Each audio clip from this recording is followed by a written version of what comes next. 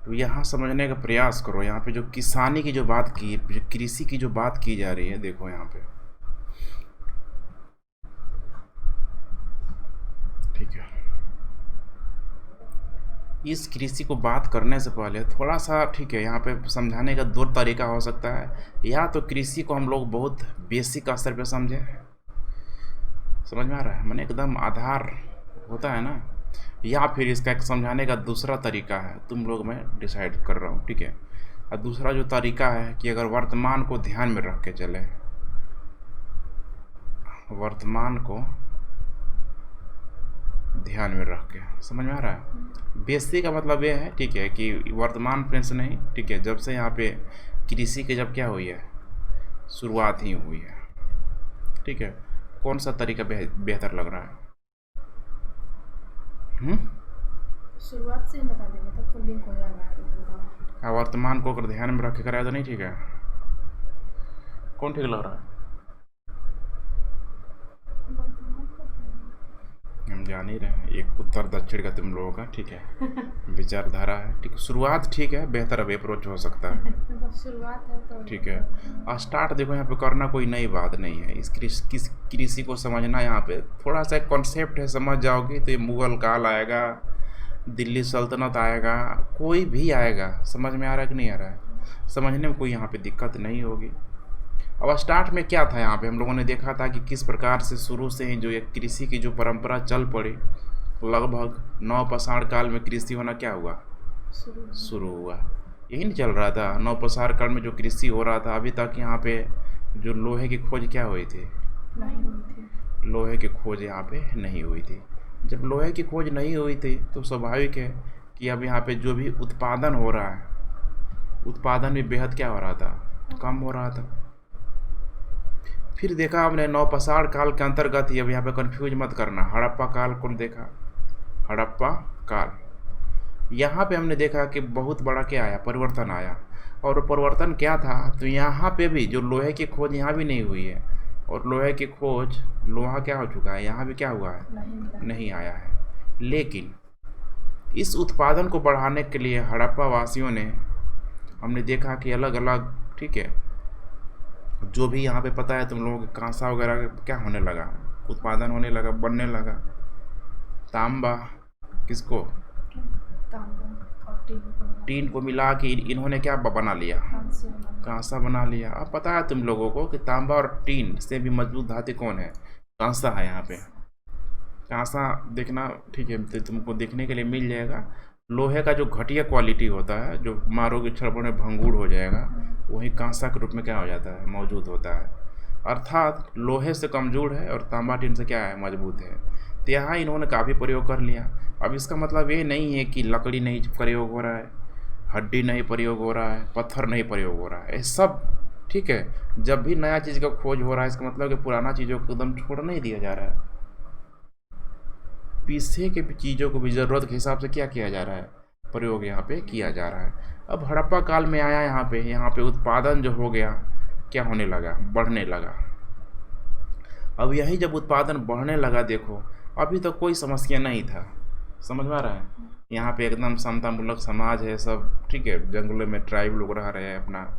उत्पादन बढ़ते बढ़ते बढ़ते तुम यहाँ पे एज्यूम कर रहे हो कितना बड़ा परिवर्तन आ रहा है, क्योंकि इसी उत्पादन के बढ़ने के वजह से ही यहाँ पे अगर देखा जाए तो पूरी तरीके से जो समाज है, क्या है, समाज, ठीक है, दो भागों में हमें बढ़ता हुआ क्या हो रहा है, नज़र आ रहा है। एक है यहाँ पे इधर एक अमीर वर्ग, अमीर, और दूसरा क्या है यहाँ पे गरीब कह सकती हो, निचला वर्ग। गरीब नहीं कहेंगे, ठीक है, उच्च वर्ग और निम्न वर्ग, ये अच्छा शब्द है। उच्च वर्ग हो रहा है और निम्न वर्ग। देखो शुरू हो गया कहानी, समझ में आ रहा है ना, कहानी बिल्कुल शुरू हो गया, ठीक है। उत्पादन बढ़ते बढ़ते यहाँ पे समाज उच्च वर्ग निम्न वर्ग में यहाँ पे बढ़ना क्या हो गया, शुरू हो गया। अब यहाँ पे उत्पादन जब बढ़ रहा है, यहाँ पे तो हमें पता ही है, समाज उच्च वर्ग निम्न वर्ग में यहाँ पे बढ़ना शुरू हो गया। तो अब ये जो समाज जो हमारा बन रहा है, ठीक है, इसी समाज में जो बन रहा है, शहर भी आ रहा है कि नहीं है। शासक की भी क्या आ रही है, अवधारणा आ रही है। शहर है, शासक है, पुरोहित भी हम देख रहे हैं यहाँ पे, मजदूर भी क्या कर रहे हैं देख रहे हैं, व्यापारी भी हम लोग क्या कर रहे हैं देख रहे हैं, कृषक भी देख रहे हैं, ठीक है, शिल्पकार भी देख सकते हैं। शिल्पकार आप कितना लिखेंगे, आदि लगा देते हैं, ठीक है, आदि। कितना बड़ा देखो यहाँ पे जो परिवर्तन आया है, क्या यहाँ आया, नहीं आया। यहाँ पे परिवर्तन के क्या आ गया, पूरा होता है ना, क्रांति आ गया। समाज अलग अलग अलग अलग क्षेत्र में क्या हो रहा है, बढ़ते जा रहा है। और इन सबकी जो कार्य पद्धति है, कार्य पद्धति, कार्य करने की जो, ठीक है, प्रक्रिया है, सब क्या है, अलग अलग है, अलग है और अलग है। यहाँ तक कोई दिक्कत तो हम देख चुके हैं कि यहाँ पे जो हड़प्पा काल में जो भी यहाँ पे कृषि हुआ, जो उत्पादन आया, उस उत्पादन ने समाज में एक अलग किस्म का वातावरण क्या कर दिया, तैयार कर दिया। यही ना हुआ था। लेकिन फिर हमें पता है कि इसके बाद से अब जो समय जो शुरू होता है, अगर वैदिक काल को देखा जाए, वैदिक काल को, तो इसको तो छोड़ देते हैं हम लोग, ठीक है। ऋग वैदिक को तो हम छोड़ देते हैं, यहाँ पे कोई समस्या हमें नहीं है। ऋग वैदिक में कुछ इसी टाइप का चलता है, इसी टाइप का क्या लगभग देखा जाए तो बिल्कुल ठीक है। मतलब हम लोग कृषि के संदर्भ में यहाँ पे समझें तो कृषि यहाँ पे बहुत अधिक विकसित क्या था, नहीं था, माने यहाँ पे उत्पादन क्या था, कम था। अब देखो जैसे उत्पादन कम हो गया, समाज कैसा हो गया, समाज क्या हो गया, ठीक है, समान हो गया। लेकिन यहाँ आते आते हमको पता है कि इस उत्तर वैदिक काल तक आते आते, उत्तर वैदिक क्या समस्या हो रहा है, नहीं ठीक लग रहा है, उत्तर वैदिक काल तक आते आते एक बहुत बड़ा फिर से परिवर्तन आया। और ये परिवर्तन अगर इसमें हड़प्पा काल जोड़ ले तो कोई दिक्कत होगा, हड़प्पा काल प्लस क्या आ गया, यहाँ पे लोहा आ गया।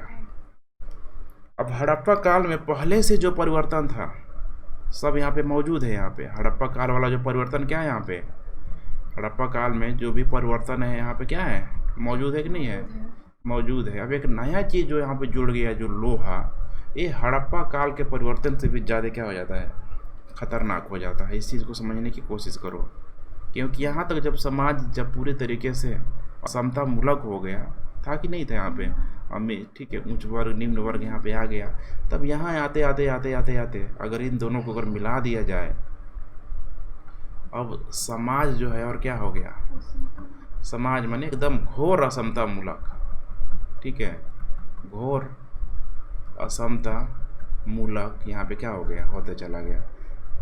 कोई दिक्कत?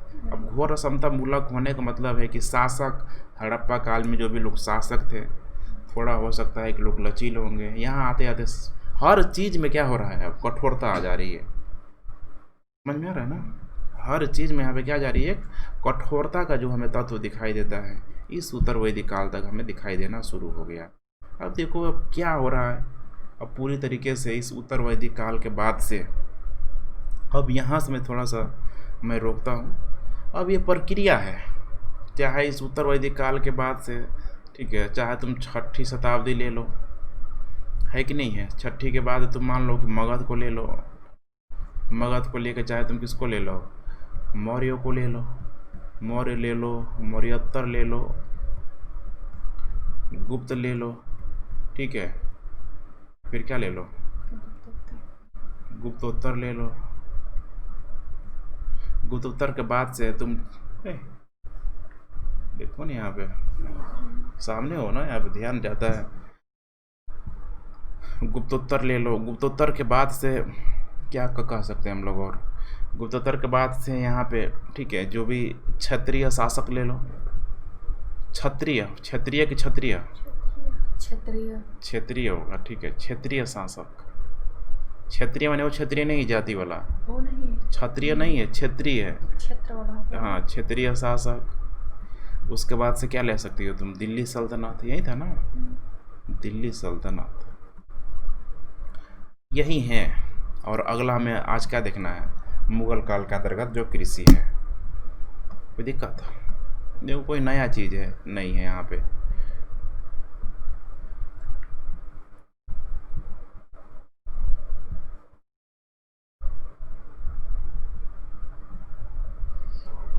अब यहाँ से अगर तुम एक चीज़ अगर ध्यान से देखोगे तो इतना तो हम लोग कह सकते हैं कि जैसे जैसे आगे यहाँ पे आ रहे हैं हर चीज़ में यहाँ पे कृषि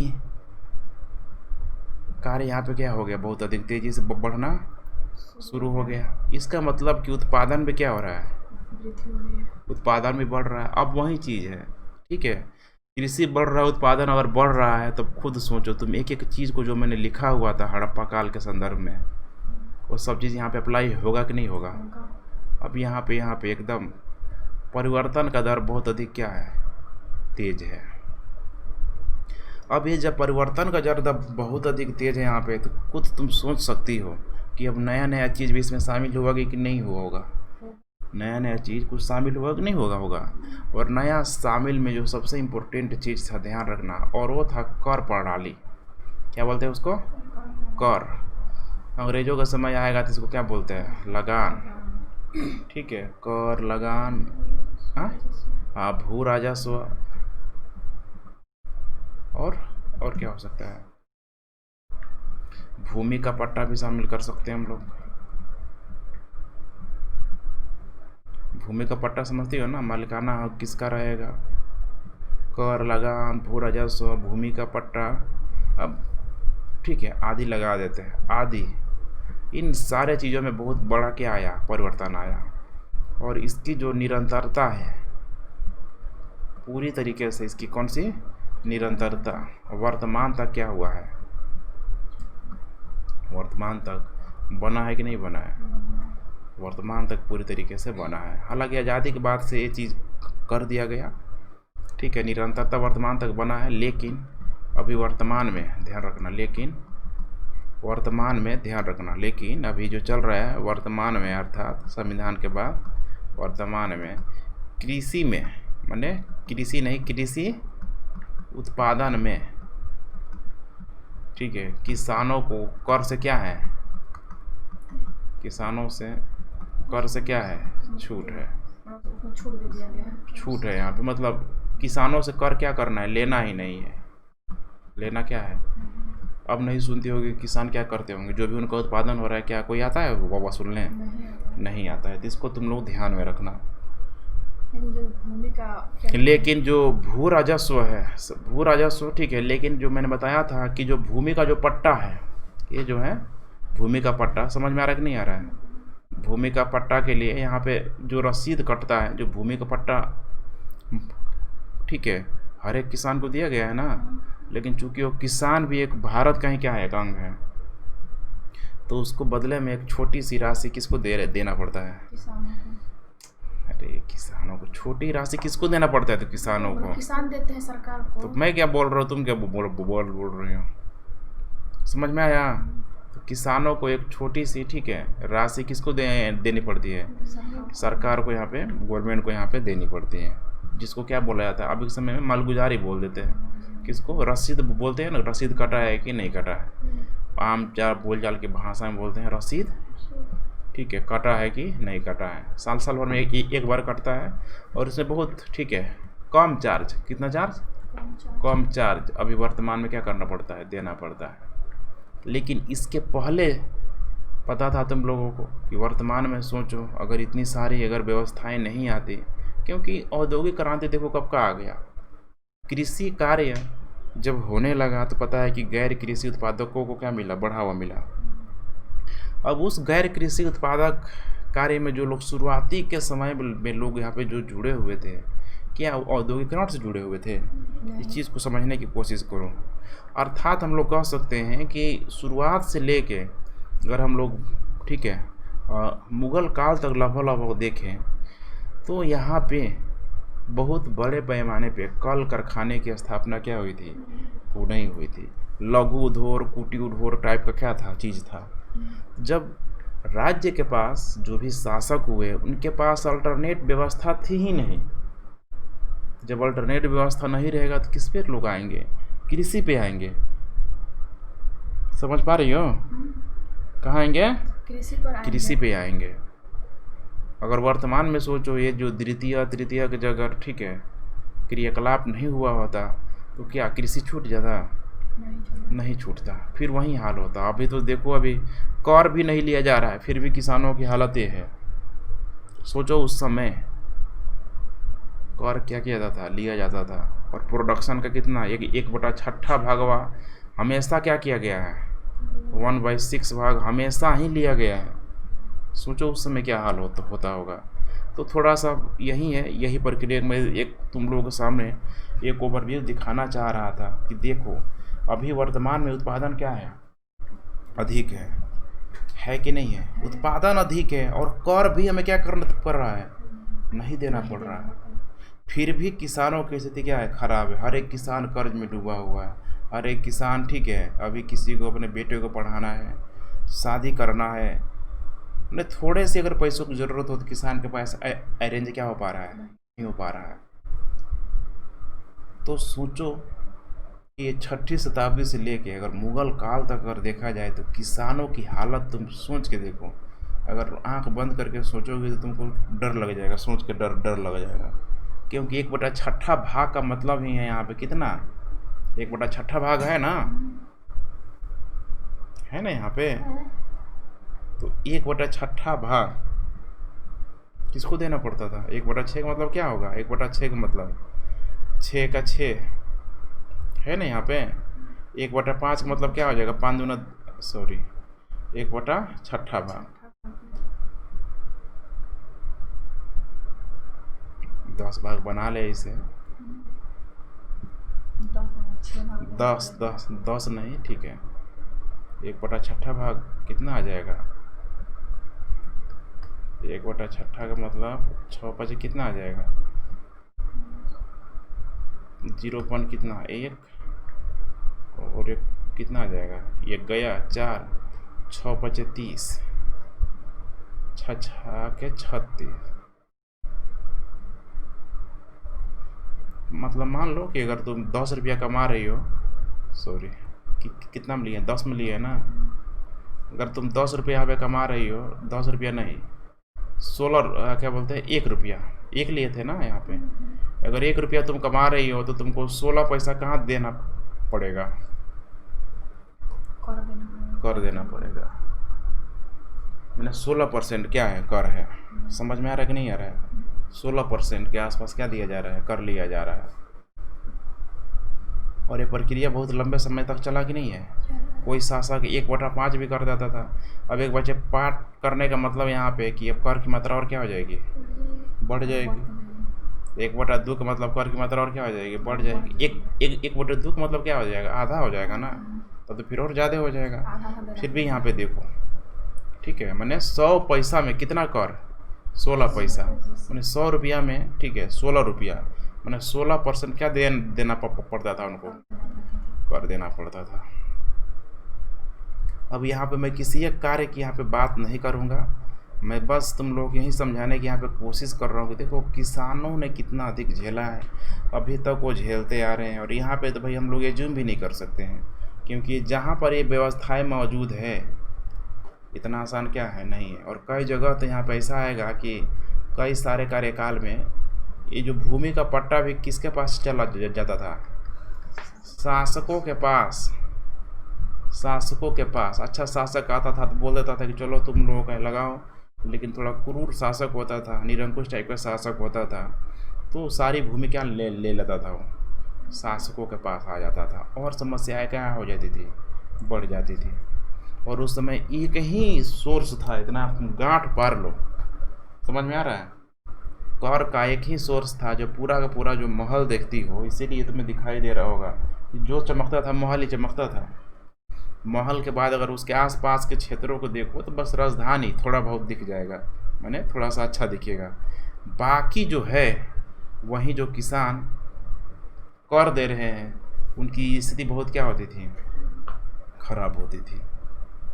समझ में आ रहा है ना। बाकायदा कई सारे जो भी यहाँ पे यात्री आए हैं उन्होंने ये दिखाया भी है कि जहाँ के जिस क्षेत्र के किसान बहुत अधिक क्या करते थे, उत्पादन करते थे, कर व्यवस्था बनाए रखते थे, वहाँ के शासकों को एक बहुत बड़ी मात्रा में वे कर दिया करते थे। प्रोडक्शन क्या हो रहा है, बढ़ रहा है ना, प्रोडक्शन बढ़ रहा है यहाँ पे।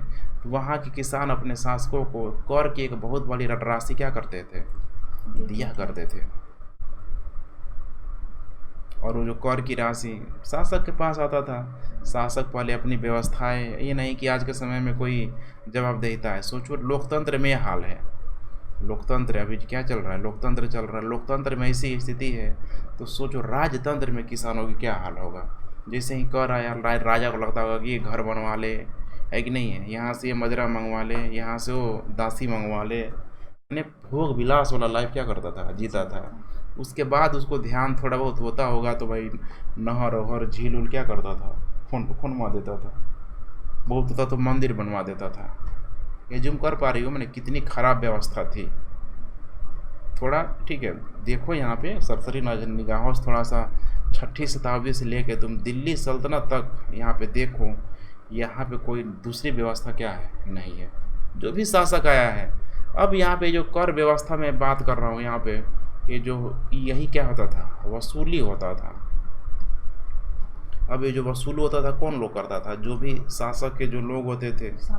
हाँ, सामंत के रूप में समझ सकती हो, इक़्तिदारी के रूप में समझ सकती हो, नायक के रूप में समझ सकती हो, मनसबदार के रूप में समझ सकती हो। सब यही लोग क्या है यहाँ पे मौजूद है। चाहे सामंत ले लो, समझ में आ रहा है। सामंत के साथ साथ क्या लिख सकते हैं, और नायक लिख सकते हैं। दिल्ली सल्तनत में क्या हो गए, इक़्तिदार हो गए, इक़्तिदार के साथ साथ यहाँ पे मनसब हो गए। सब यही लोग होते थे। सोचो इनका कितना रोल होता था, इम्पोर्टेंट रोल होता था। आगे चल के जब अंग्रेज़ लोग आ जाएंगे तो अंग्रेज़ लोग पहले डायरेक्ट लेना चाहेंगे, ठीक है। जब डायरेक्ट नहीं हो पाएगा तो फिर वहीं सब जो व्यवस्थाएं हैं ना, याद होगा महालवाड़ी, ठीक है, रैयतवाड़ी बंद, और क्या था, अस्थाई बंदोबस्त, ठीक है। ये तीनों के माध्यम से वे लोग अलग अलग क्षेत्रों में अलग अलग प्रकार से क्या करते थे, कर वसूली करते थे। देना पड़ता था इसमें शासकों को। समझ पा रही हो नहीं पा रही हो। देखो कितना जो स्थिति है खतरनाक तरीके से यहाँ चल रही है, और सब एक ही लोग हैं, किसान। कभी भी किसान यहाँ पे सुख चैन से यहाँ पे रहा ही नहीं है। आज भी देख लो, आज भी हो रहा है, किसान आंदोलन करने के लिए आ रहे हैं, उन पर क्या किया जा रहा है। न्यूज़ देख रही हो नहीं, देख रही हो, सब नहीं दिखा रहा है न्यूज़ में, दिखा रहा है, ठीक है। किसानों पे सब लाठी चार्ज कर दे रहा है, पीटने लग जा रहा है उस सबको। नहीं दिखा, इसका मतलब नहीं दिखा रहा, पीटने वाला है, पीटने वाला नहीं, मैंने विद्रोह कर रहे हैं, मैंने आंदोलन कर रहे हैं, दिखा रहा है ना। किसान के बारे में नहीं दिखा रहा है। वो अपने अनाज को मतलब जहाँ में होता है मतलब वो बेच सकता है, मतलब जहाँ अच्छा राशि में नहीं मिल सके एक चीज़ दिखा रहा है, इसका मतलब सब पूरा नहीं दिखा रहा है। कोई दिक्कत, अपने उत्पादन को ही बेचे जहाँ उनको। तब ये जो व्यवस्था है, मैं ठीक है, अब यहाँ पे एक एक शासकों का नाम नहीं लेना चाहता हूँ कि किस शासक के काल में ठीक स्थिति अच्छी है। यहाँ पे चाहे वो भारतीय शासक है, चाहे वो विदेशी शासक है, माने विदेशी माने चाहे वो मुस्लिम है, ठीक है, चाहे वो अंग्रेज है, चाहे फ्रांसीसी, कोई भी विदेशी मतलब जो बाहरी शासक है। अभी ये नहीं कहना है कि जो भारतीय शासक है बड़ी रहम दिल का है कि अपने भारतीय अपने लोगों पे क्या कर रहा है, मैंने जान रहा है, थोड़ा कर की राशि क्या कर दे रहा है, कम कर दे रहा है, ऐसा भूल जाना एकदम, ऐसा है ही नहीं। क्योंकि शासक अगर किसानों पर रहम कर दिया तो फिर वही है कि एक की स्थिति अच्छी होना है अर्थात दूसरे की स्थिति क्या होना, खराब होना। तो ऐसा नहीं है। चाहे वो विदेशी शासक के संदर्भ में समझ लो, चाहे वो देसी शासक के संदर्भ में समझ लो, दोनों की जो कॉन्सेप्ट है किसानों के प्रति बिल्कुल एक जैसा है। यही है कि जो देसी शासक होते थे कर और को लेके, जैसे कि अंग्रेज लोग ठीक है निकाल देते थे, भूमि का पट्टा छीन लेते थे, नहीं देते थे उसको। देसी शासक के इस मामले में कुछ शासक थोड़ा सा लचीला भी रुख अपनाए हुए हैं। यहाँ तक तो देखोगे गुप्तोत्तर काल तक, ठीक है, यहाँ पे आम जनों के बारे में, आम समझ रही हो ना, आम लोगों के बारे में जानकारी बहुत क्या है, आम लोगों के बारे में जानकारी यहाँ पे क्या है, बहुत कम है। यहाँ पे इधर भी जाएंगे हम लोग तो ऐसा नहीं है कि आम लोगों के बारे में जानकारी क्या है, बहुत अधिक है। आम लोगों के बारे में जो जानकारी हमें ठीक ठाक मात्रा में दिल्ली सल्तनत में भी उतनी अधिक में नहीं मिल पाती है। मुगल काल से ठीक है थोड़ा स्पष्ट क्या होता है, दिखाई देने लगता है, क्योंकि उस समय प्रिंटिंग प्रेस वगैरह सब क्या हो चुका था, आ चुका था। समझ में आ रहा है ना। तो मुगल काल से हम लोग देखेंगे, और इसीलिए आज इस जो टॉपिक में दिया है मुगल काल का ही बारे में दिया है। देखो देखो देखो देखो, किसान, जमींदार और किसके बारे में, राज्य के बारे में। समाज और मुगल साम्राज्य। और भी था पीछे का जो टॉपिक में तुम लोग देख चुके हो, किसान, जमींदार और राज्य। 6 क्लास से तो तुम लोग क्या आ रही हो, पढ़ते आ रही हो, लेकिन उतनी मतलब एक एक चीज़ों के बारे में जानकारी क्या होती थी, नहीं मिलती थी। किसान होता था कि हाँ प्रोडक्शन कर रहा है, कर दे रहा है, किसानों के लिए सिंचाई व्यवस्था थी, यही ना था, प्रोडक्शन करते थे। लेकिन यहाँ पे थोड़ा किसानों के बारे में तुमको डिटेल जानने के लिए क्या होगा, मिलेगा, ये जो किसानी जो प्रक्रिया थी, जो मुगल शासक के अंतर्गत कैसे कार्य करता था। समझ में आ रहा है कि नहीं आ रहा है? तो यहाँ पे मुगल शासकों ने कृषि को लेके अब जो भी नीति अपनाई, उसी नीति को हमें समझना है कि उस मुगलकालीन व्यवस्था के अंतर्गत किसान किस प्रकार से कृषि कर रहे थे, और वो जो मुगलकालीन व्यवस्था थी किस प्रकार कर क्या कर रही थी, लगा रही थी। और कर का लगाने का जो देखो, पहले आँख मूंद के लोग अंधाधुन कर लगाए। मान लो तुम्हारे पास 1 बीघा ज़मीन है, फिक्स हो गया कि 1 बीघा ज़मीन में तुमको इतना कर देना पड़ेगा। अब यहाँ से दिल्ली सल्तनत और अगर मुगल काल में देखेंगे कि यहाँ पे दिल्ली सल्तनत प्लस मुगल काल में, यहाँ पे थोड़े जो शासक हैं, चूँकि अब थोड़ा बहुत मैच्योरिटी दिखाई देते हैं, मैच्योर दिखाई देते हैं, समय भी तो जा रहा है आगे, तो भूमि को लोग कई भागों में बांट देते हैं। मुगल काल वाले खूब बांटे हैं, और इसको बीबीएससी खूब पूछता है। समझ में आ रहा है? मैंने ये है एकदम बेकार का भूमि, ऊसर भूमि, ठीक है, रेतीला भूमि, अनुपजाऊ भूमि, मीडियम उपजाऊ वाला भूमि, खूब उपजाऊ वाला भूमि। अगर ऐसे करके अगर सोचो बांटा जाए तो किसानों को भी कर देने में थोड़ा सहूलियत होगा कि नहीं होगा। और भूमि का पट्टा नाप लो भाई, कितना तुम्हारे पास ज़मीन है, चाहे वो बालू है, ठीक है, चाहे वो भाई बंजर है, ठीक है, बहुत मैंने इन्होंने बहुत शानदार काम किया।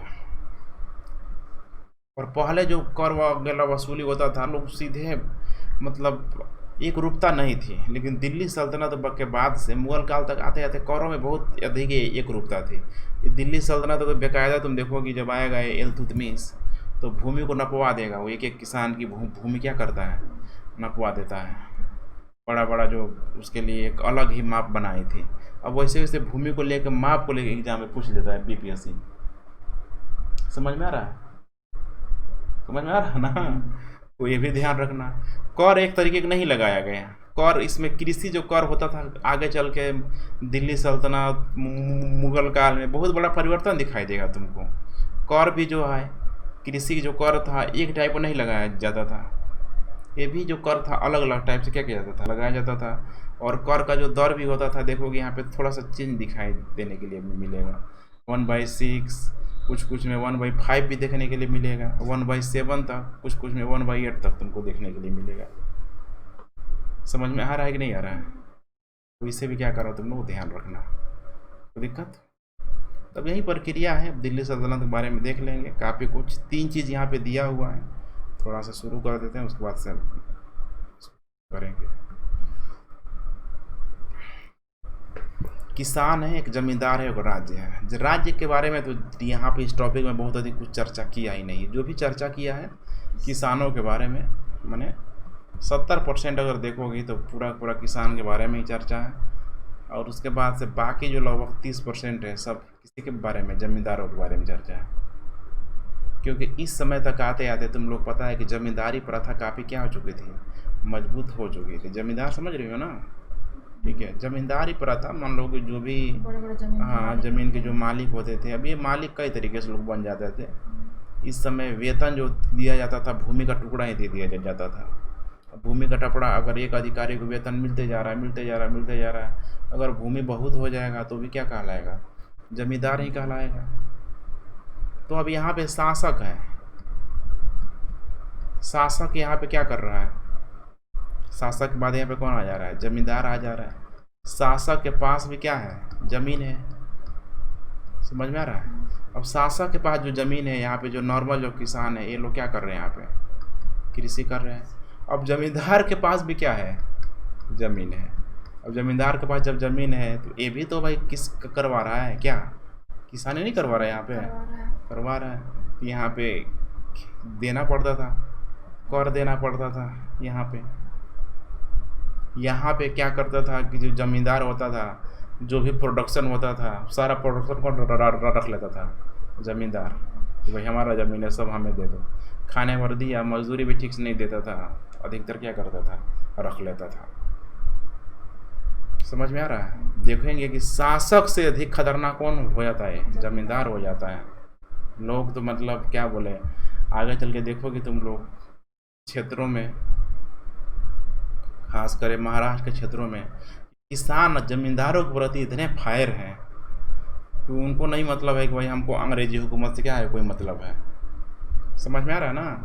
उनको मतलब नहीं है उससे, उनको मतलब है कि भाई ज़मींदार जो है पूरा का पूरा ज़मीन, ठीक है, किसानों का ले लिया है, छीन लिया है, कर लिया है, अपने में क्या कर लिया है, मिला लिया है। इस तरह से होता था। अब ज़मींदार क्या करेगा, कर किसको देगा, शासक को देगा। अब सोचो ज़मींदार को शासक को अगर कर दे रहा है तो पूरी ईमानदारी से देता होगा? तरह तरह का यहाँ पे बहाना लगते रहेगा, किसान नहीं दिया हमको, उपज ही नहीं हुआ है। समझ में आ रहा है कि नहीं आ रहा है? अब दिक्कत यही था कि शासक और ज़मींदारों की, ठीक है, एकदम उल्टा रिलेशन था। उल्टा नहीं माने एकदम होता है ना तगड़ा वाला, इस तरह का रिलेशन था। शासक अगर बहुत मजबूत है, टाइट है, तो फिर ज़मींदारों की हवा टाइट रहती थी, अदरवाइज फिर वहीं होते रहता था। समझ में आ रहा है ना? यही समाज चला है। व्यापारी वगैरह बहुत बड़े रूप में, छोटे मोटे मतलब वो कार्यों के रूप में तुम लोग देख पाओगे आगे चल के। नहीं तो व्यापारी के रूप में वही जो श्रेणी लोग होते थे, समूह होते थे। श्रेणी क्या था, कोई एक व्यापारी था? ये जो श्रेणी है तुमको पूरा इधर मुगल काल तक कहीं न कहीं इसके तत्व दिखाई देंगे। व्यापारियों का समूह होता था, लोग अपने करते थे, करवाते थे व्यापार। कोई दिक्कत? तो यहाँ पे देख लो, कुछ है नहीं ज़्यादा। देखो यहाँ पे जान के तुम लोग बड़ा अतिशयोक्ति होगी यहाँ पे, कि लगभग कह रहा है यहाँ पे कि 16वीं 17वीं सदी के दौरान हिंदुस्तान में करीब करीब 85% लोग कहाँ रहते थे, गांव में रहते थे। है कि नहीं है? अभी भी देखा जाए तो कोई कम थोड़े है। अभी भी भारत की आबादी का, मैंने ध्यान रखना, भारत की आबादी का 60% लोग कहाँ रहते हैं, हालांकि अभी संख्या क्या हो रहा है, दिन प्रतिदिन कम हो रहा है, फिर भी 60% है। शहरों में से अधिक कहाँ लोग रहते हैं, गांव में रहते हैं। महात्मा गांधी बोलते थे भारत कहाँ बसता है, गांव बसता है। इसको एकदम याद रखना, ठीक है? भारत गांव में बसता है, और अभी भी भारत गांव में ही बसता है। असली भारत गांव में ही दिखता है। छोटे खेतिहर और भूमिहर सम्राट दोनों ही कृषि उत्पादन से क्या हुए थे, जुड़े हुए थे। खेतिहर है चाहे भूमिहर सम्राट, और दोनों ही फसलों के हिस्से के दावेदार थे। इनसे उनके बीच सहयोग, प्रतियोगिता और संघर्ष के रिश्ते क्या रहे, बने रहे। तीनों टाइप का है, सहयोग, प्रतियोगिता और संघर्ष। समझ में आ रहा है? अब सहयोग का मतलब क्या है कि भाई भूमिहर जो किसान है, छोटे किसानों को क्या कर रहा है, सहयोग कर रहा है। ऐसे में कुछ छोटे किसान थोड़ा सा ठीक भी निकल जाते थे, प्रतियोगिता भी बढ़ जाती थी। और संघर्ष जो होता था, संघर्ष कोई और चीज़ों को लेकर नहीं होता था, खेती को लेकर क्या होता है, संघर्ष होता था, उत्पादन को लेकर संघर्ष होता था। तो यहाँ पे सबका कारण एक ही है, प्रभाव अलग अलग पड़ रहा है, सहयोग, प्रतियोगिता और संघर्ष के रूप में। खेती से जुड़े इन तमाम रिश्तों के ताने बाने से गांव का समाज क्या होता था, बनता था। इसी तरीके से आज भी है कि नहीं है? आज भी देख लो, अपनी तरफ जाके देख लो, गांव में अभी भी तुमको मैंने कल कारखाना, तृतीय क्षेत्र तो खैर दूर दूर तक, गांव में क्या है ही नहीं। अभी है, अभी भी प्राइमरी सेक्टर क्या है, मौजूद है। अभी भी कोई पर्व त्योहार कुछ भी आए, हर जगह देखो किसान, हर जगह किसान, हर जगह किसान। सोचो थोड़ा, एज्यूम करो। इसी समय कई बाहरी ताकत भी ग्रामीण दुनिया में क्या हो गई, दाखिल हो गई। इसमें सबसे इम्पोर्टेंट दिल्ली सल्तनत सब था ही, क्योंकि हम लोग 16वीं से 17वीं शताब्दी तक बात कर रहे हैं, तो बाकायदा इसमें जो बात किया गया, मुगलों के बारे में बात किया गया है।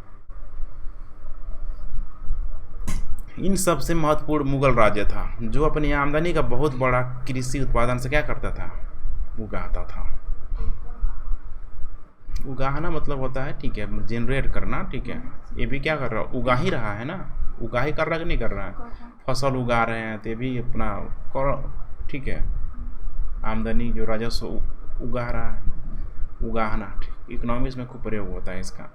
राज्य के नुमाइंदे राजस्व निर्धारित करने वाले, राजस्व वसूली करने वाले, हिसाब रखने वाले, अब अलग अलग डिपार्टमेंट क्या किया जाता था, सबको बांट दिया जाता था कि तुम भाई भूमि वाला देखो कि भाई किस किसान के पास कितना भूमि है, तुम फसल वाला कर देखो, समझ में आ रहा है ना, अलग अलग डिपार्टमेंट सब बांट दिया जाता था।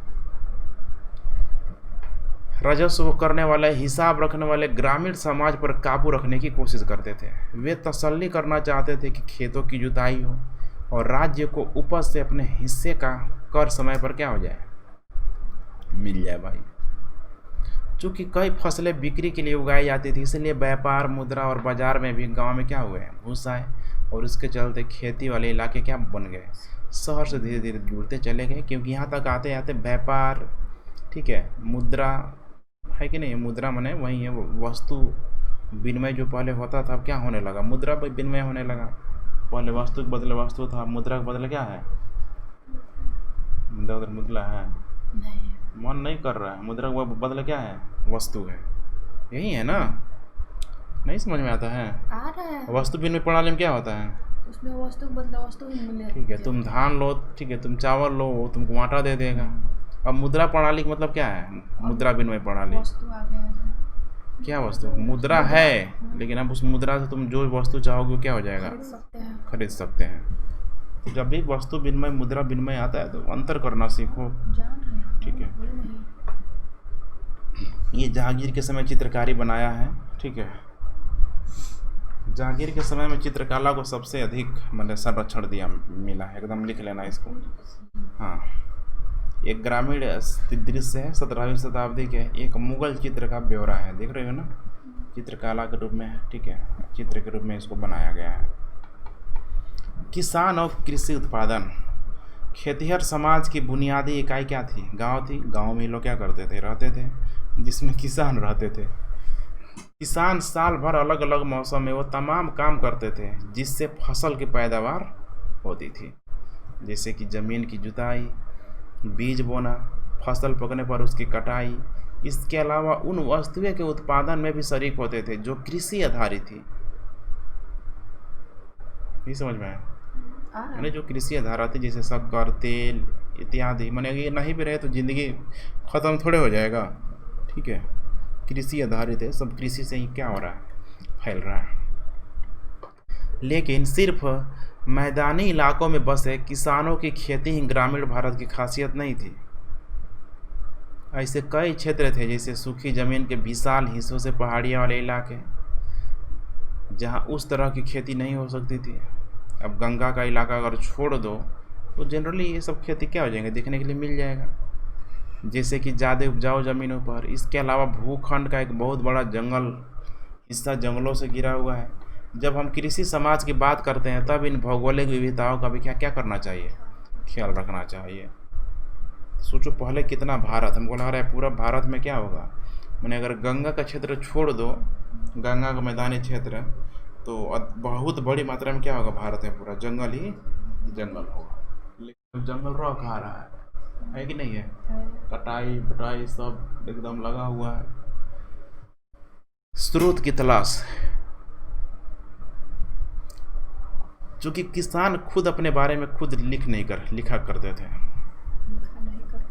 खुद लिखा नहीं करते थे, इसीलिए ग्रामीण समाज के क्रियाकलाप की जानकारी हमें उन लोगों से नहीं मिलती जो खेतों में क्या करते थे, काम करते थे। अब मैंने ये भी दूसरे के द्वारा ही क्या किया गया है, लिखा गया है। नतीजन 16वीं और 17वीं सदियों के कृषि इतिहास को समझने के लिए हमारे मुख्य स्रोत वे ऐतिहासिक ग्रंथ व दस्तावेज है जो मुगल दरबार की निगरानी में क्या किया गया, लिखा गया। देखो कितनी मैंने स्थिति जो भी है यहाँ पे। अब ये भी एक क्या है, एक अलग तरीके का संशय पैदा करेगा नहीं करेगा। देखो यहाँ पे सबसे महत्वपूर्ण ऐतिहासिक ग्रंथ में एक था आईन अकबरी। आईन अकबरी बहुत इंपॉर्टेंट नाम है, ठीक है, इसमें फिर उससे उस व्यक्ति का नाम, ठीक है, जिसमें अकबर का दरबारी नवरत्नों में से एक दरबारी इतिहासकार अबुल फजल। अब यहीं से एकदम नाम क्लियर करते जाना, अबुल फजल आईने अकबरी लिखा। याद आ गया ना, फ्रांसवा बर्नियर जो कटाक्ष किया था। खेतों की नियमित जुताई की तसल्ली करने के लिए राज्यों के नुमाइंदों द्वारा करों की उगाही के लिए और राज्य व ग्रामीण सत्तापोषी यानी कि जमींदारों के बीच के रिश्तों के नियमन के लिए जो इंतजाम राज्य ने किए थे, उसका लेखा जोखा इस ग्रंथ में क्या है, बड़ी सावधानी से पेश किया गया है। तो देखो यहाँ पे क्या क्या है, खेतों की नियमित जुताई हुई कि नहीं हुई, ठीक है। राज्य के जो भी अधिकारी होते थे, सैनिक होते थे, जाकर देखते थे, समझ में आ रहा है कि नहीं आ रहा है कि ये खेत किसको लगाने के लिए दिया है, जुता है कि नहीं जुता है, घरे पे रह गया है, बारिश हो रहा है, फसल लगाया कि नहीं लगाया, सब क्या करते थे, पूरा ध्यान रखते थे, ऑब्जर्व करते रहते थे। राज्य के नुमाइंदों द्वारा करों की उगाही के लिए, ये भी है, कर चाहिए। और राज्य व ग्रामीण सत्तापोषा माने सत्तापोषी, राज्य व ग्रामीण सत्तापोषी यानी कि जमींदारों के बीच कैसा जो रिश्ता है, सब इसके बारे में क्या किया गया है, बताया गया है। आइन का मुख्य उद्देश्य अकबर के साम्राज्य का एक ऐसा खाका पेश करना था जहाँ एक मजबूत सत्ताधारी वर्ग सामाजिक मेल जोल बनाकर क्या करता था, रखता था। आइन के लेखक के मुताबिक मुगल राज्य के खिलाफ कोई बगावत या किसी भी किस्म की स्वायत्त सत्ता की दावेदारी का असफल होना पहले ही क्या था, तय था। अर्थात माने जो भी इसके खिलाफ कोई आवाज़ क्या कर सकता था, उठा ही नहीं सकता था। दूसरे शब्दों में किसान के बारे में जो कुछ हमें आइन से पता चलता है वह सत्ता के ऊंचे गलियारों का क्या है, नज़रिया है।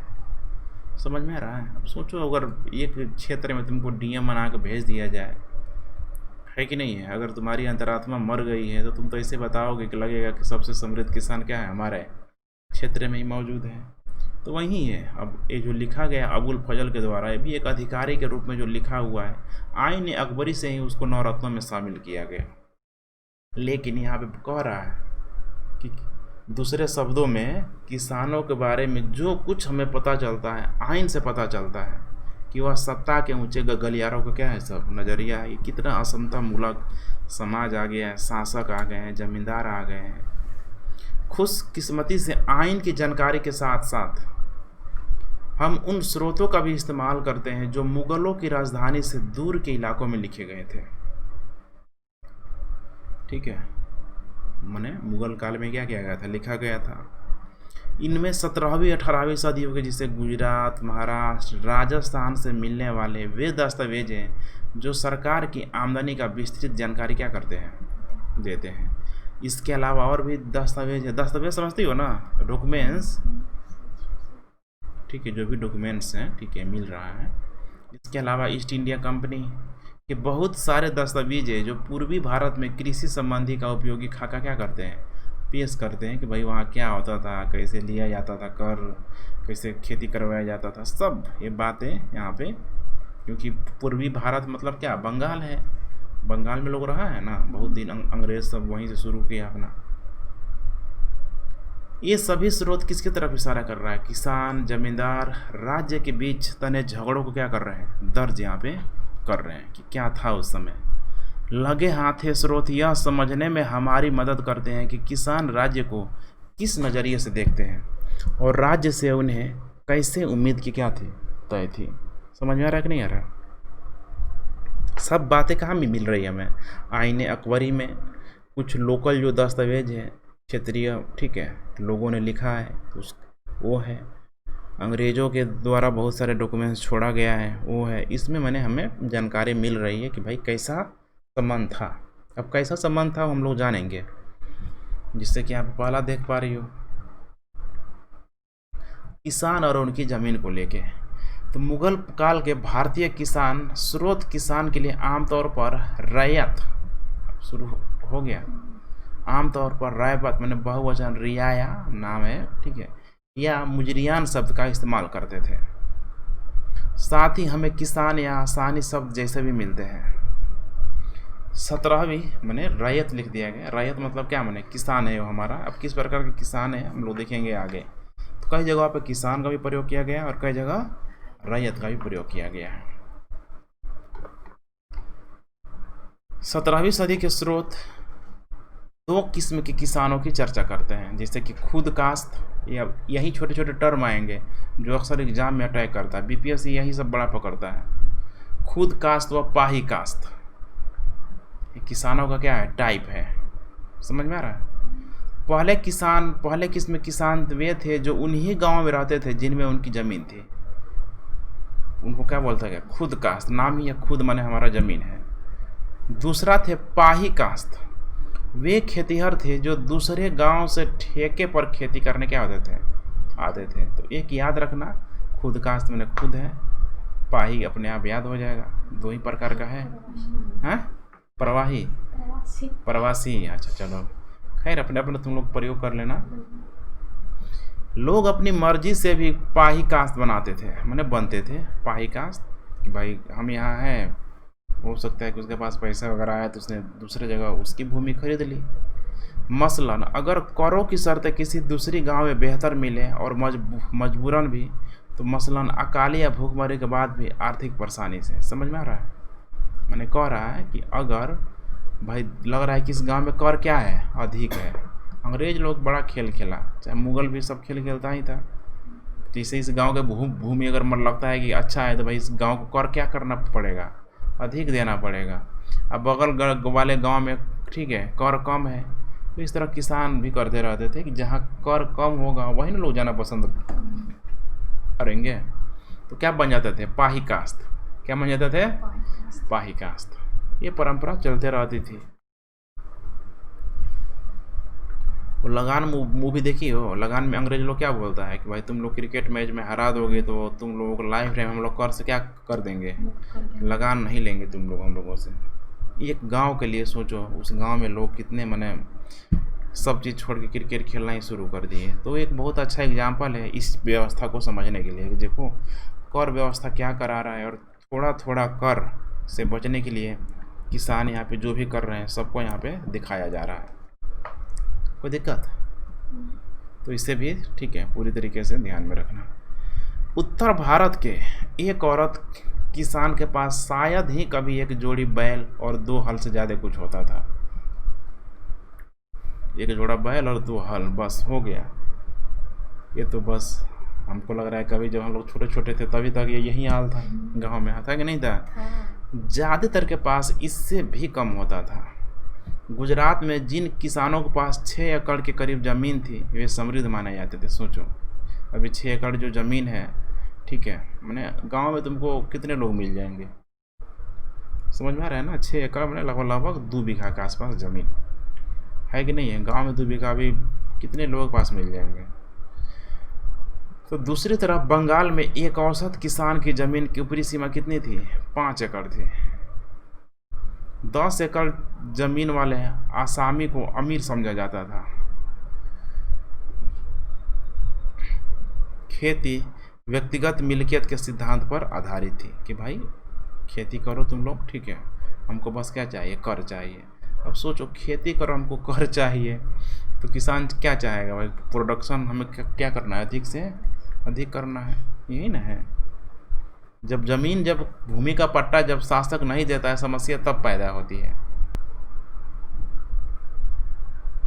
यहाँ पे जब किसान को जब मिल जाए, खरीद फरोख्त करने की छूट मिल जाए, सबसे बड़ा यही चीज़ होता है, खरीद फरोख्त। आज देखो भूमि का पट्टा किसानों को दे दिया गया है, ज़रूरत का समय किसान बेच सकता है, कुछ कर सकता है। राज्य को कोई दिक्कत है?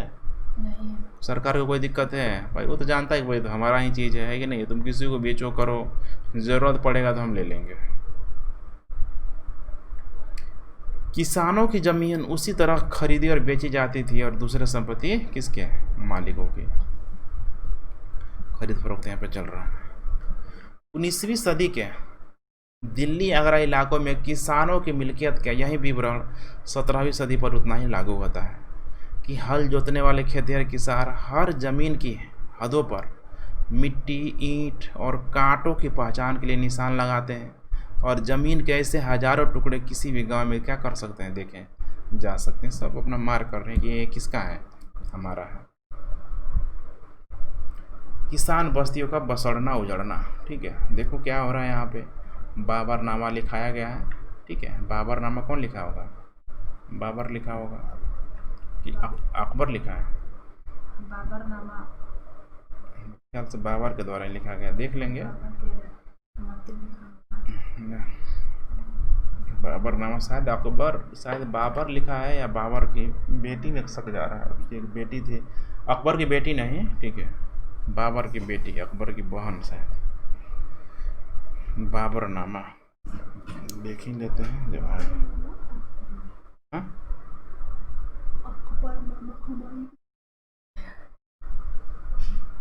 बाबरनामा बुक बाई बाबर कह रहे हैं, बाबर के द्वारा ही लिखा है, ठीक है, यही है ना, बाबरनामा। यह हिंदुस्तानी कृषि समाज की एक खासियत थी और इस खासियत ने मुगल शासक बाबर की तेज निगाहों को इतना चौंकाया कि उसने अपने संस्मरण में इसको बाबरनामा में क्या किया, नोट किया, लिखा ही है ऊपर, बेफालतू खोज रहे हैं कि नहीं है। हिंदुस्तान में बस्तियां और गांव दरअसल शहर के शहर एक लम्हे में भी वीरान भी हो जाते हैं और बस भी जाते हैं। वर्षों से बाद किसी बड़े शहर के बासिंदे उसे छोड़कर चले जाते हैं। वे या तो कुछ काम इस तरह करते हैं कि 1.5 दिनों के अंदर उनका हर नामो निशान क्या हो जाता है, मिट जाता है, सब सरिया उठा के कहीं और जाकर बस जाओ। दूसरी ओर अगर वे किसी जगह पर बसना चाहते हैं तो उन्हें पानी के रास्ते खोदने की ज़रूरत क्या होती है, नहीं होती, क्योंकि उनकी सारी फसल बारिश के पानी में क्या होती है, उगती है। अबे कहाँ लोग आके बसते होंगे, यहीं गंगा के इलाकों में बसते होंगे, क्योंकि बारिश वाला जगह यही है।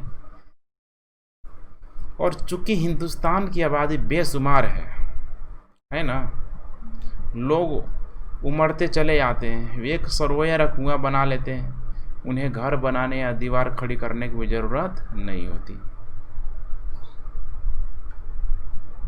माने ठीक है ना, तब लग रहा है कि कैसे फिर दीवार बनाते हैं, लेकिन खस की घास बहुतायत मात्रा में पाई जाती है, झोपड़ियाँ बनाई जाती है कि नहीं है, और एकाएक एक गांव या शहर खड़ा क्या हो जाता है तुरंत क्या कर लिया, झोपड़ी बना के छाव लिया। सिंचाई और तकनीक को लेके बड़ा सिंपल टॉपिक है, इसमें ज़्यादा कुछ है ही नहीं, जो छोटे छोटे टर्म आते हैं ना उसी को यहाँ पे ध्यान देना जरूरत है। क्या है सिंचाई तकनीक, ज़मीन की बहुतायत, मजदूरों की मौजूदगी, कितना हार्ड वर्क है, किसानों की गतिशीलता की वजह से कृषि का लगातार विस्तार हुआ। चूँकि खेतों की प्राथमिक उद्देश्य लोगों का पेट भरना था, इसलिए जो भी रोज़मर्रा के खाने की ज़रूरत थी, चावल, गेहूँ, ज्वार, ठीक है, ये सारी फसलें क्या को की जाती थी, उगाई जाती थी। जिन इलाकों में प्रति वर्ष 40 इंच, अब लग रहा होगा 40 इंच क्या आ गया, सेंटीमीटर तो देखी हो, अब यही सब है, बदलना चाहिए, बदलने आना चाहिए कि नहीं आना चाहिए। 1 इंच, ठीक है, 1 इंच को अगर सेंटीमीटर में कन्वर्ट करेंगे तो कितना आएगा, 1 inch in centimetre, 2.54 centimetre, 2.54 centimetre, समझ में आया।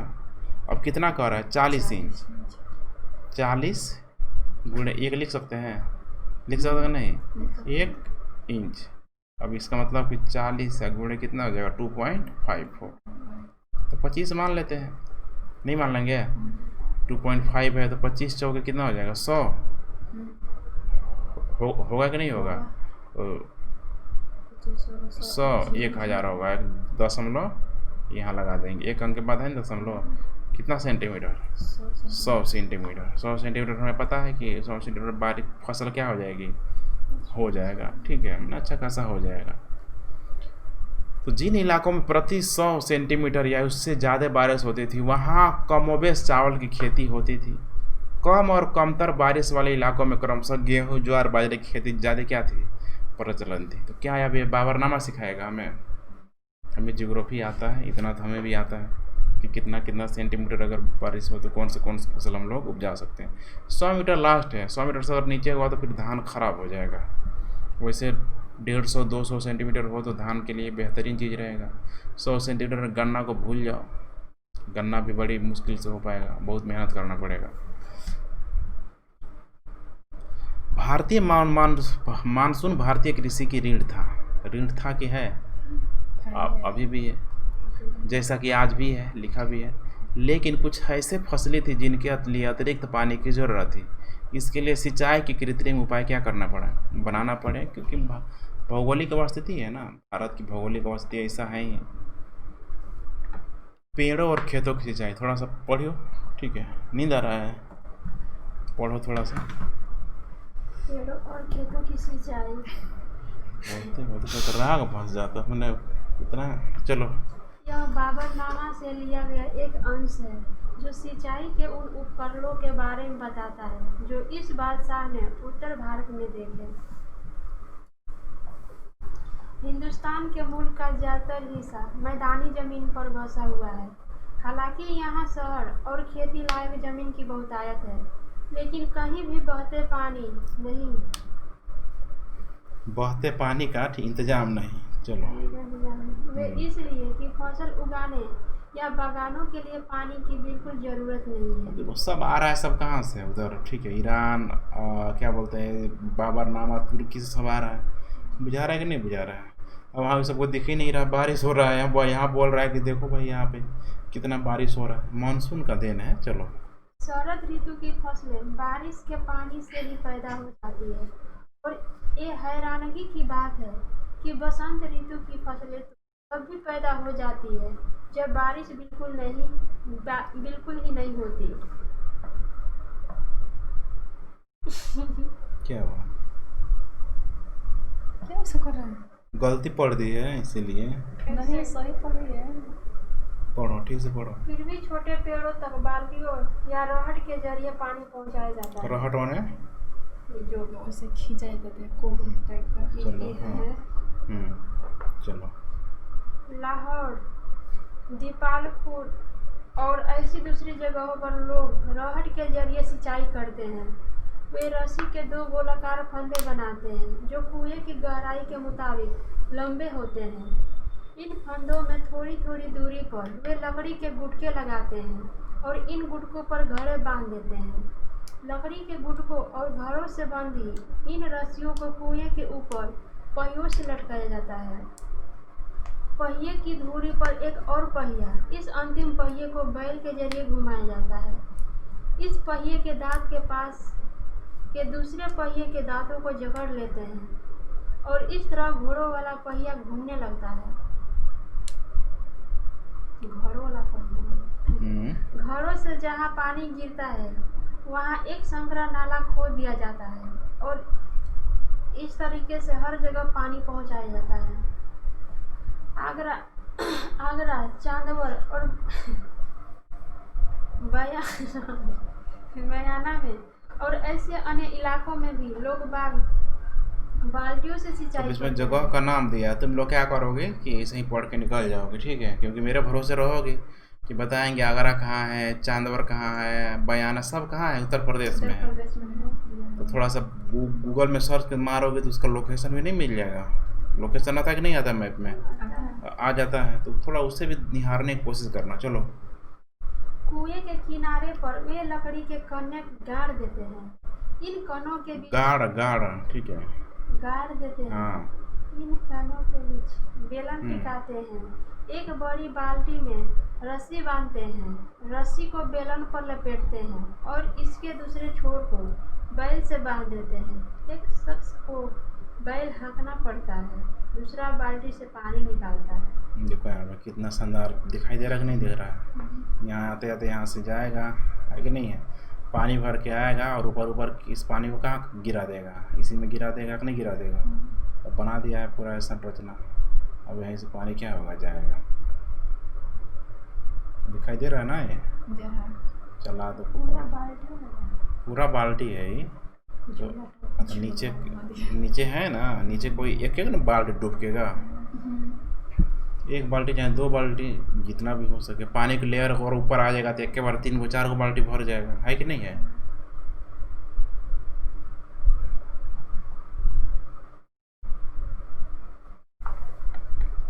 चलो, तो यहाँ पे सिंचाई कार्यों को राज्यों की भी मदद मिलती थी। मसलन उत्तर भारत में राज्य ने कई नहर व नाले खुदवाए, कई पुरानी नहरों की मरम्मत करवाई, जैसे कि शाहजहां के शासनकाल के दौरान पंजाब में कौन सा नहर, शाह नहर, वैसे तो खेती मेहनत कसी का काम था, लेकिन किसान ऐसी तकनीकों का इस्तेमाल भी करते थे जो अक्सर पशु बल पर क्या होती थी, आधारित होती थी। अब यही है, यही सब अगर कहा जाए कि अभी एक प्रकार का तकनीक था, एक प्रकार का विज्ञान था। समझ में आ रहा है कि नहीं आ रहा है? तो यहाँ पे अब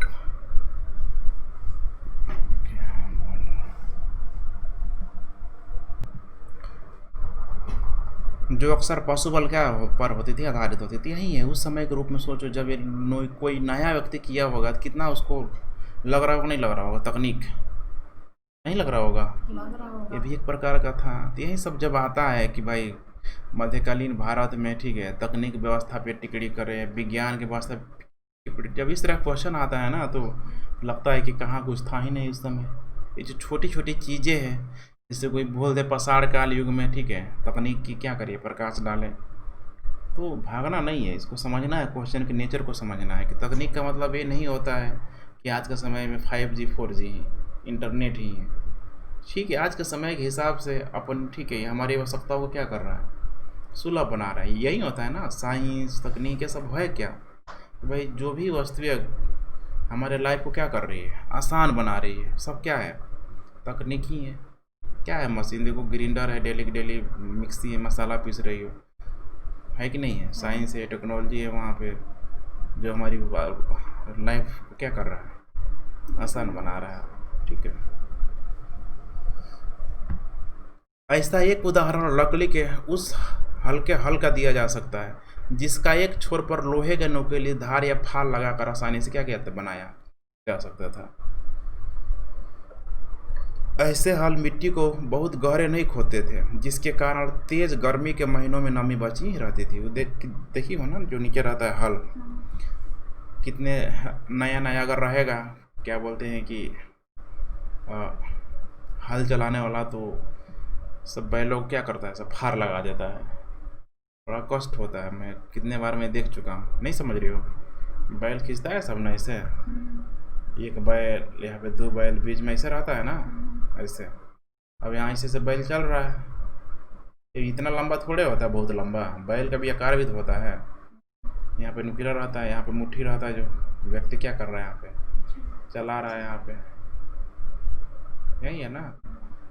तो जब चलाता है तो इसको कई बार बैल उल जो होता है, इसके पैर में क्या करता है, सब मार देता है इसे। अगर ये बैलेंस अगर नहीं पकड़े रहोगे तो क्या हो जाएगा, समस्या आगे कि नहीं आएगा। और यहाँ पे ढीला होता है, क्या बोलते हैं, नाम वही है, जो ऊपर नीचे क्या हो सकता है, जा सकता है एक दूरी तक। टाइट रहेगा तो फिर बैलों क्या हो लगेगा, दिक्कत लगेगा ना, उन्हें बैलों को मोड़ना है, ठीक है, तो समस्या होती है, यही होता है। तो ये सब कह रहा है कि ये सब का प्रयोग उस समय क्या किया जाने लगा। बैल के जोड़े के सहारे खींचे जाने वाले बर्मे का इस्तेमाल बीज बोने के लिए किया जाता था। बर्मा शायद वही होता है, घिरियाता है लोग उसको ना, हाँ घिरियाता ना। बचपन में खूब लोग बैठने के लिए तैयार रहते थे, बैठियो कि नहीं बैठने के लिए, गिर जाओगे बस पिसा जाएगा, है कि नहीं है, मार भी देगा। समझ में आ रहा ना।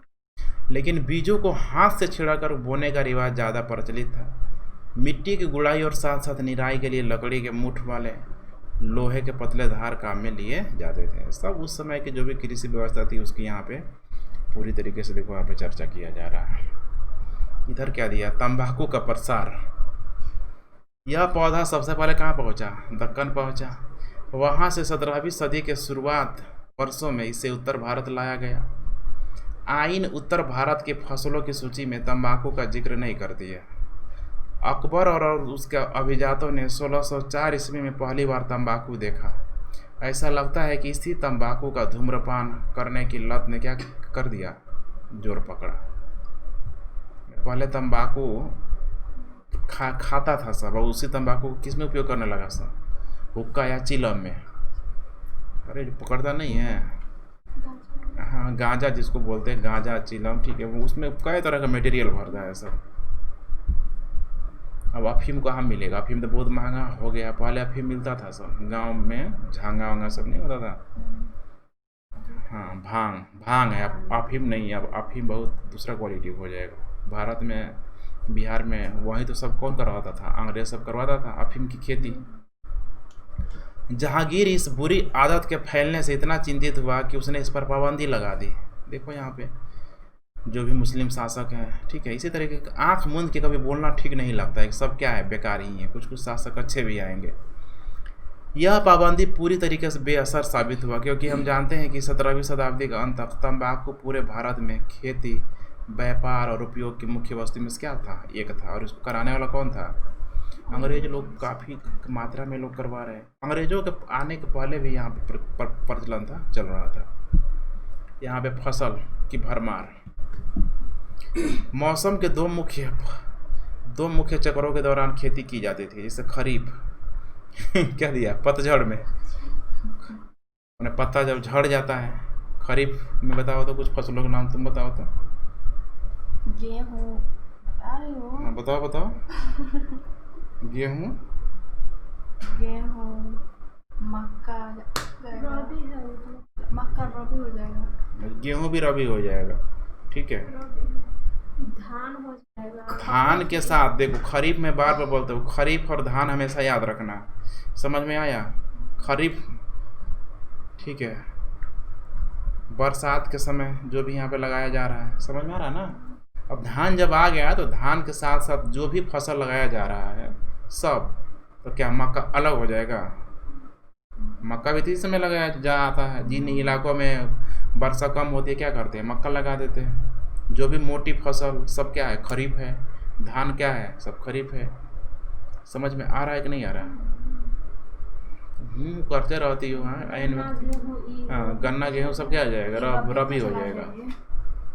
नवंबर दिसंबर में जो भी बोया जा रहा है, डेट याद रखना, जुलाई अगस्त, ठीक है। जुलाई अगस्त अच्छा टाइम है। जुलाई अगस्त क्या है, खरीफ है। और अक्टूबर नवंबर माना जाता है, अक्टूबर नवंबर रबी के लिए।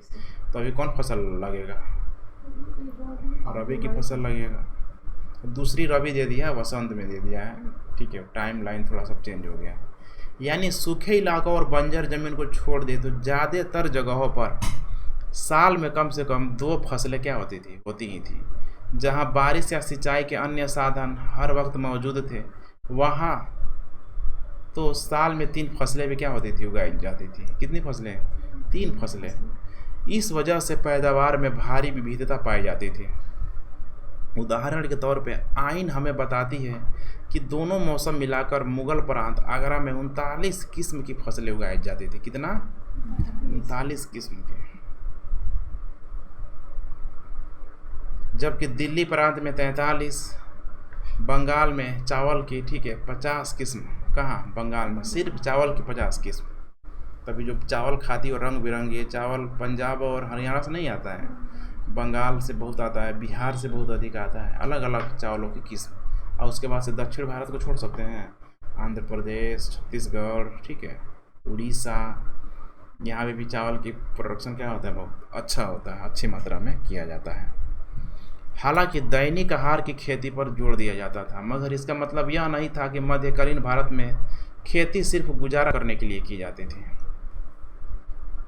क्योंकि कह रहा है कि स्रोतों में हमें अक्सर जीन से कामिल जैसे लफ्ज मिलते हैं। मुगल राज्य में किसानों को ऐसी फसलों को करने के लिए बढ़ावा देते थे, क्योंकि इससे राज्य को ज़्यादा कर मिलता था। इसमें मैंने कह रहा है ना, मैंने व्यापारिक फसलों को बोल रहा है, व्यापारिक कपास और गन्ना के रूप में। अब ये क्या कपास और गन्ना कोई उपजाएगा तो एक कैसा एक खदान फसल है? नहीं, एक व्यापारिक फसल के रूप में नाम दिया गया है। अब धीरे धीरे प्रक्रिया आ रही है मध्यकालीन भारत से, पहले इसका बहुत अधिक दिखाई नहीं देता है। जिससे फसलें बेहतरीन जीन से कामिल थी, नाम ऐसे ऐसे आएगा ना, यही समस्या पैदा करता है। मध्य भारत और दक्षिणी पठार में फैले हुए जमीन के बड़े बड़े टुकड़ों पर कपास उगाई जाती थी। कपास है कि नहीं है? मध्य भारत और कहाँ पे? दक्षिण पठार, दक्षिण में। जबकि बंगाल अपनी चीनी के लिए मशहूर था। बंगाल चीनी भी, चावल और चीनी। जहाँ चावल होगा वहाँ पे सपोज करो कि वहाँ पे क्या होगा, गन्ना भी होगा ही होगा, क्योंकि गन्ना के लिए एक बहुत इंपॉर्टेंट फैक्टर है, और क्या है वो? पानी। दक्कन में इसीलिए हुआ है, दक्कन में मैं बार बार बोलता हूँ कि दक्कन के किसानों ने वहाँ बारिश नहीं होती है, लेकिन फिर भी क्या उपजाया लोग? गन्ना लगाया। गन्ना में कैपिलरी प्रोसेस बहुत क्या होता है, तेज़ी से होता है। वाटर लेवल को क्या करता है, नीचे से भी खींचता है। जड़ देखना उसका धान से गेहूं से बहुत क्या होता है, अंदर तक होता है उसका जड़। ठीक है। तिलहन और दलहन भी नकदी फसलों में आती थी। इससे पता चलता है कि एक औसत किसान की जमीन पर किस तरह पेट भरने के लिए होने वाले उत्पादन और व्यापार के लिए किए जाने वाले उत्पादन एक दूसरे से क्या हुए थे, जुड़े हुए थे। समझ में आ रहा है ना। कृषि की समृद्धि और आबादी की बढ़ोतरी, कुछ है नहीं। कृषि उत्पादन के ऐसे विविध और लचीले तरीकों का एक बड़ा नतीजा यह निकला कि आबादी धीरे धीरे बढ़ने लगी। होगा कि नहीं होगा। अब याद करो, ठीक है, देखोगे वो मैप, जनसंख्या का भी मैप, उसको टांगो सब, ठीक है। जनसंख्या का जो मैप है पूरा विश्व का, एक विश्व का मैप बनाओ और एक भारत का मैप बनाओ, है ना। इसे विश्व की मैप को देखे तो कैसे कैसे जनसंख्या मैंने ऊपर गया है, भारत के मैप को देखे, एक चेंज देखने के लिए मिलेगा ना कि कहाँ से जनसंख्या क्या हो रहा है, तेज़ी से ऊपर जा रहा है। समझ में आया कि नहीं आया। वो सब जियोग्राफी कॉपी में तुम लोग को मिल जाएगा, पढ़ा दिया मैंने, कॉपी मत खोजते लग जाना सब कहाँ पढ़ाए, कहीं तो देखे हैं लगेगा। आर्थिक इतिहासकारों की गणना के मुताबिक समय समय पर होने वाले भूखमरी और महामारी के बावजूद 1600 से 1700 के बीच भारत की आबादी लगभग 5 करोड़ क्या हो गई, बढ़ गई 100 सालों में। 200 वर्षों में यह करीब 33% क्या हो गई, बढ़ गई। तो क्या है ये, प्रोडक्शन तो है। अगर प्रोडक्शन नहीं बढ़ता तो ये जनसंख्या यहाँ पे बढ़ पाती। इसके पहले उतना तेज़ी से यहाँ पे नहीं बढ़ रही थी, लेकिन यहाँ पे देखो अब बढ़ना शुरू हो गई है। इतना पढ़ा छोड़ देते हैं। 17वीं सदी में दुनिया के अलग अलग हिस्सों में कुछ नई फसलें भारतीय उपमहाद्वीप पहुँचे। मसलन मक्का याद है ना,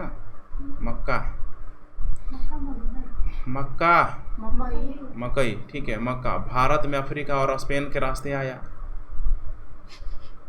17वीं सदी तक इसकी गिनती पश्चिम घाट भारत की मुख्य फसलों में होने लगी। पश्चिम भारत राजस्थान है कि नहीं है, जहाँ पे बारिश नहीं होती थी, लगा लेते थे भाई। टमाटर, आलू और मिर्च जैसी सब्जियां नई दुनिया से लाई गई। नई दुनिया मने नई दुनिया मतलब किससे, यूरोप से लाई गई। नई दुनिया बोल रहे हैं ना, तो दूसरे देश से। अरे नाम थोड़ा भी रखना होता है, ठीक है। नई दुनिया, ठीक है। नई दुनिया कौन था, वो लोग थे, यूरोप वाला, ठीक। टमाटर, आलू, मिर्च। इसी तरह अनानास और पपीता जैसे फल क्या किए हैं, वहीं से आया गया। अनानास, पपीता सब कहाँ से आ रहा है, उधर यूरोप, नई दुनिया से सब आ रहा है। समझ में आ रहा है कि नहीं आ रहा। तो इतना को देख के आओ, कुछ है नहीं इसमें। देखो बिल्कुल वही है, खेती बाड़ी। कुछ समझाने वाला चीज़ होता है ना तो इंटरेस्ट लगता है, ये सब चीज़ इंटरेस्ट थोड़ा सा ख़त्म करने लगता है। लेकिन तुम लोग नहीं ख़त्म करना है, तुम लोग समझना है कि उस समय क्या था, कैसे चल रहा था, नहीं खत्म करते हैं, ठीक है। ध्यान से पढ़ना है। देखो बच्चों वाली क्या है, पूरी बात है ना यहाँ पे, भारी थोड़े है एकदम। सारा का सारा जो बात है एकदम बच्चों वाली बात यहाँ पे की जा रही है। इसको अच्छे से सब देखना, तब जाके और बेहतरीन तरीके से क्लियर हो पाएगा।